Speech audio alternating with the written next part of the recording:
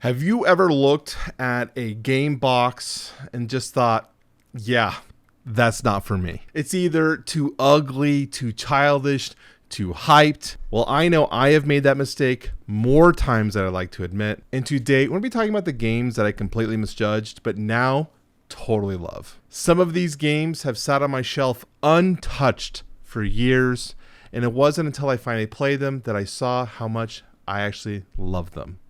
So today we're going to be talking about the 10 board games that I wish I played sooner here on Game Brigade. And the first game is actually one that I've talked about here on the channel before. It's a game that I absolutely love now. It's a game that's probably within my top 5 of all time games. And that is Castles of Burgundy. Castles of Burgundy is a game that I've heard a lot of things about. I found it on Amazon on a super Prime Day sale for like $10, the original version. I bought it. And when I got it, I actually thought to myself, is this a prototype? Like, the game is absolutely awful. So I took it and I put it on the shelf for years. But when Awakened Realms announced that they were going to be doing their implementation, the remastered of Castles of Burgundy, and all the hype was talking about it, and I needed to do some coverage for the channel, I decided, well, I better learn how to play this game. So we popped it out and decided to play. And I couldn't tell you how great this game is. I can't say it more than enough. So when I finally pulled it out and laid out that incredibly ugly board with all the weak components, I eventually saw one of the most satisfying Euro games that I've ever played. The game is truly about efficiency, and every turn feels like you're trying to solve a puzzle. And when you chain the right tiles and combos in your duchy together, the dopamine hits real. Like it's at another level when things start working. And especially now when you have the remastered version and you have a beautiful piece, that helps it quite a bit. But the original game still slaps, and I would highly recommend it, and it's a great price if you can find it. The next game is one that I passed on for a long time. Quacks of Quedlinburg. And in fact, it wasn't until I went to the Level Up Retreat in 2023 and the ladies over at Thinker Themer had me join them in a game of it. See, this game looked childish. The box art looked like something that wouldn't interest me as a heavy war gamer. Like, look at my games. I'm a Kickstarter guy. I love big games. It just looked like a filler game that wouldn't interest me. But playing it surprised me. Quacks of Quedlinburg is a push your luck game where you are brewing the best potions and hoping to not blow them up in your face. And as you do it, you have this really dopamine hit of pulling your chips out of your bag, adding them to your brew with the hopes that you don't bust. It's an incredibly exhilarating game, and it plays so well with the theme. One that I give them props for that. The next game is one that is seen on this channel as my most viewed video. It's Aons End. So, and actually Aons End, the video, is kind of in relation to this one. Aons End is a deck building game. It's got a medieval fantasy-like setting, and it's got a gimmick where you don't actually shuffle your cards in the deck building game. When you play them to your discard, you just flip them over, and that is your new draw pile. That's kind of its gimmick. It also is unlike a lot of deck builders where the card rows that are available are kind of randomized, or you can kind of randomize them as you wish. It's a little bit different.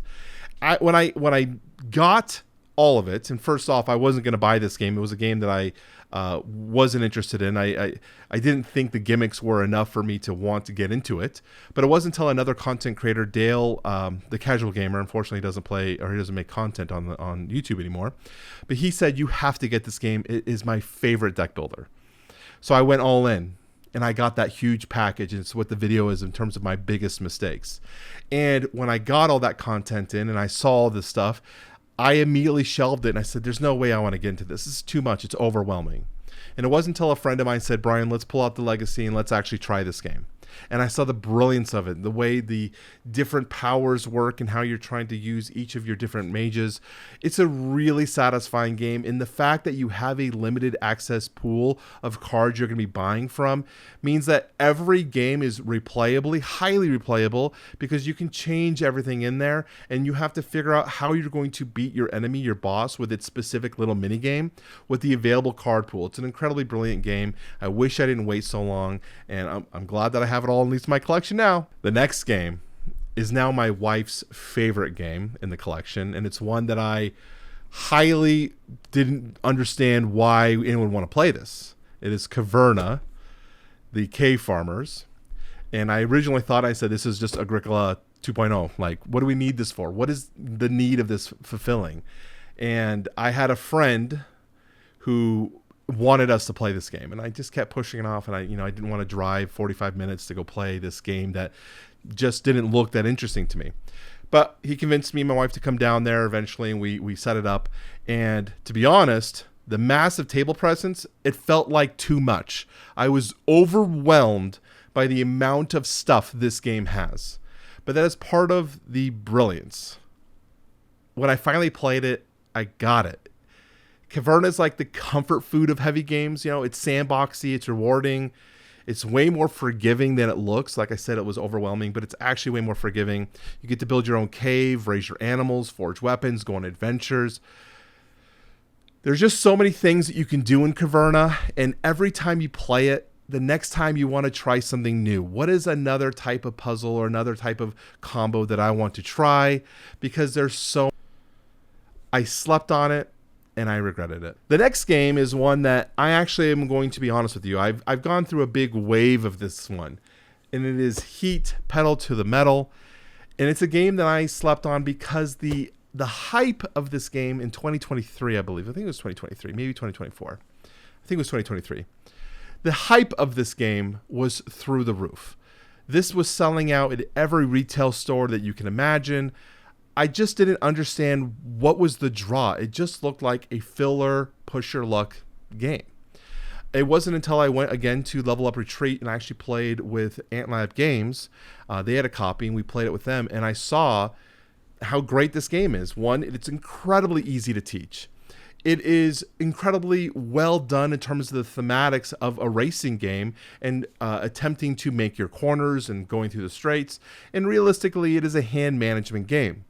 As soon as I played it with Anthony and Francis, I went home and I bought my own copy. And I found every opportunity when we had guests over and friends over to show them this. And the true strength of Heat is the fact that I could teach really any type of gamer, from a heavy gamer to introducing this as a new hobby for people. It was such a good game for that. Unfortunately, at this point, I think I've outplayed Heat. I think I've played so much Heat that I don't see myself going back to it as much.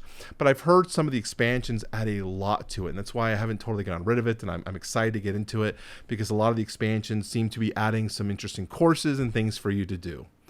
But I wish I didn't bite into the hype and be a little bit of a contrarian and say, there's no way that game is that good. These people are crazy.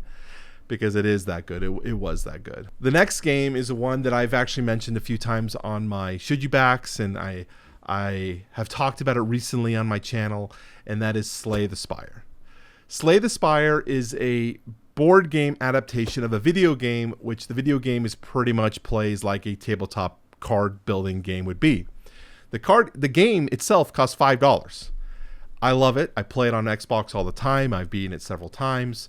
It's an incredible experience. And so when the Kickstarter came out, I didn't really think there was a need for this in a collection. Why would I need to spend $200+ on a board game that I own, the digital version, for $5 that does all of the upkeep and things for it? Fast forward to fulfillment, and it wasn't until I was watching Jesse from Quacks doing his unboxing video of his collection, and I saw a true passion from him of an excitement about this game. And it made me kind of think, did I miss something about this? Maybe I missed something. So I went to PAX Unplugged in 2024 with the direct mission that I was going to try to see if I can find a Kickstarter copy of this game, because I didn't want to buy the retail version. I wanted the exclusives. So I went to PAX Unplugged. Unfortunately, I couldn't find a Kickstarter copy, but I did see several people walking around with newly purchased games under their arms. So I went over and I asked the gentleman, hey, where did you get that? And he goes, there's a booth over here, like $295 or whatever the number was, maybe some number. So I went over to that booth and they had sold out. And I missed my opportunity to get myself Slay the Spire. And that was obviously a year ago, because that was like November 2024. and I slept on it. I wanted it, but I was like, you know what? I don't need it that bad. And again, now the game is coming out. You're seeing more and more people talking about it, talking about the elegance of the game. It's got a super high rating on Board Game Geek now. It's already in the top 100. So I said, you know what? I got to find myself an excuse to get this game. So I went on Game Nerds. They had a great price on it for $100. Made an order with some other BS stuff I decided to pick up for no reason, for the free shipping, obviously, and got it in. And guys, I love it. It's an incredibly elegant game. Yes, it plays just like the video game, and you can get a very similar experience solo playing the video game. But there is something about playing this with your friends, having at the table people who don't necessarily play video games or even have modern consoles. There is an elegance to it. I think it's an incredibly great game. I think they did a great job implementing the way the video game feels into a board game space. I haven't actually seen a implementation done so well, and that's why I wish I didn't sleep on this earlier. I wish I played it as soon as it was available. It is definitely one of the tightest roguelike games out there, and now it's kind of becoming the litmus test for me in terms of how I influence other type of deck building games. Talking about deck building games, let's talk about a contentious one, and one that I slept on a lot because of its high association with another one of my favorite top 3 games of all time, and that was Lost Ruins of Arnac. Lost Ruins of Arnac was compared so heavily to Dune Imperium that I just was turned off on it. Dune Imperium was one of my top 3 games of all time, still is. It's an incredible game.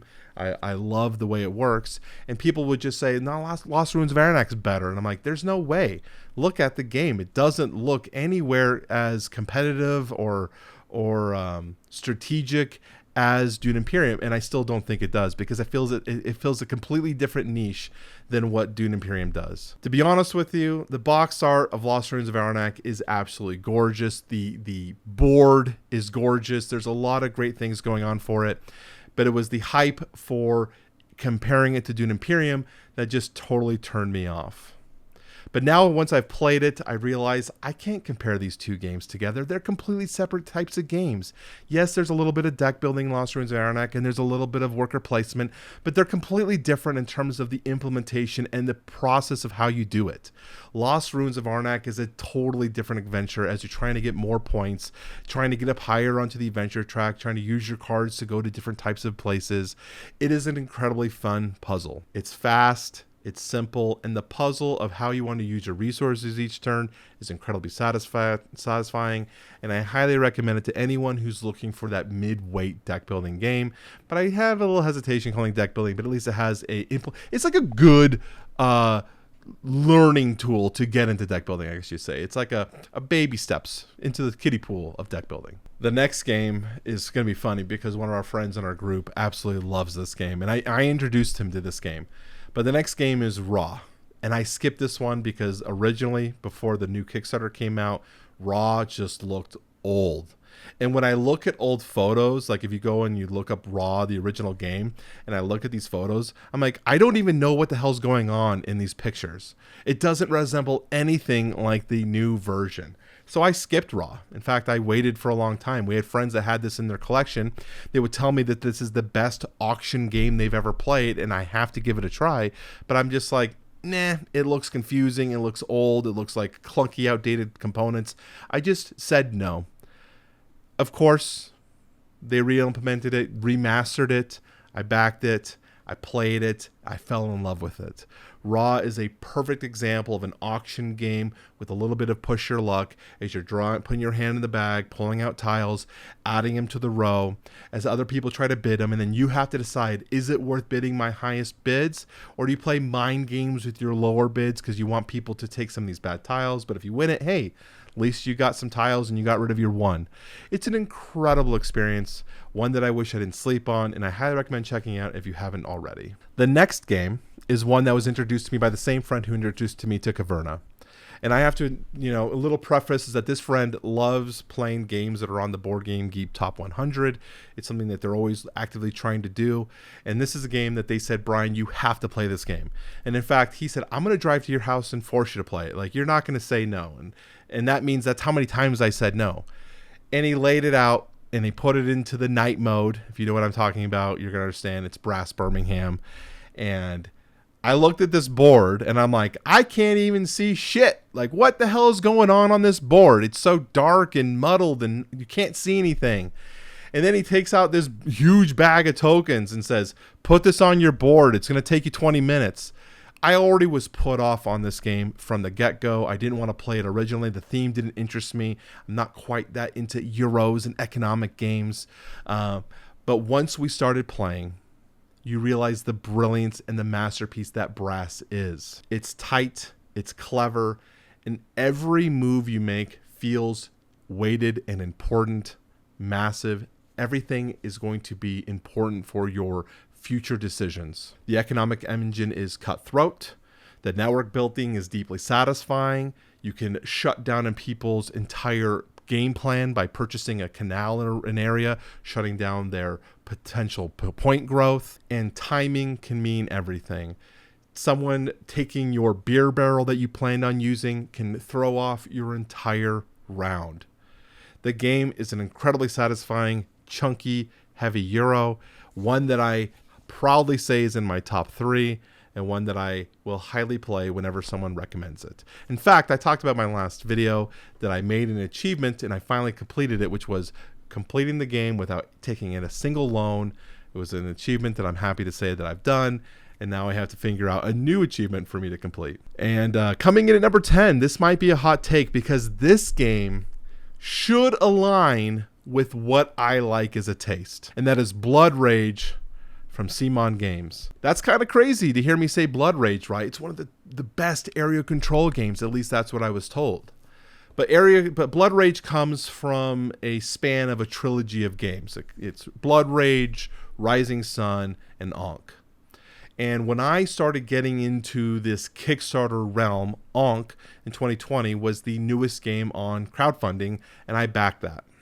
I got it. I played it. I thought it was kind of mid. I didn't really like it. I didn't like how the combat of of Ankh was different in the sense that you can lose and yet still win. This is a theme throughout all of Eric Lang's games, at least this trilogy of games, is losing your units or losing a battle can actively help you. And coming from a player who's used to playing games that you want to win battles and have many troops and be successful, this was a completely departure for me.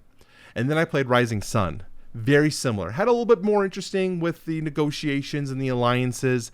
But again, it's a game that is the highest for me right now. Well, that I own. I don't own Blood Rage, and I'll explain that. But I sold Ankh immediately. Still have Rising Sun. But when I played Blood Rage for the first time, it made sense to me as to why this is considered such a masterpiece. The drafting mechanics of building out your forces and your armies and the abilities and tools that you're going to have really does make this game stand out amongst the others in the series. It also definitely really reinforces that aspect that you can lose battles, the Loki strategy, as everyone likes to say, and win. And it makes sense in that game. You have definitely ways to get plenty of points, but because you can draft the cards, you could potentially draft it yourself and get that type of strategy. You can hate draft it against your opponent who might be in that same field, or you might have people competing for those same abilities, reducing the overall effectiveness. That's what makes drafts so good, is you have people choosing what they want to do for themselves without any idea of what everyone else is doing, so you have to kind of go in blindly hoping that you're doing well. Blood Rage definitely surprised me. It's not one that I own in my collection because, again, I like to complete the collection and I'm not paying for all the Kickstarter stuff. But I have friends in the group that have it, and whenever they bring it up, I'm more than willing to play the game now because I always ask myself, why didn't I play this one sooner? All right, well, those are the games, the top 10 games that I totally misjudged, but now I can't stop playing. and I regretted not playing sooner. Let me know in the comment section down below, what games did you avoid? Are there any that you ended up loving? I'd love to hear them. Leave me a comment down below. Don't forget to subscribe and hit the bell for notifications. Like the video if you want to help me out with the YouTube algorithm. And don't forget that I do more board game lists like this one, reviews and hot takes. Those are all coming soon. And hey, maybe next time I won't judge the game by its cover. Maybe.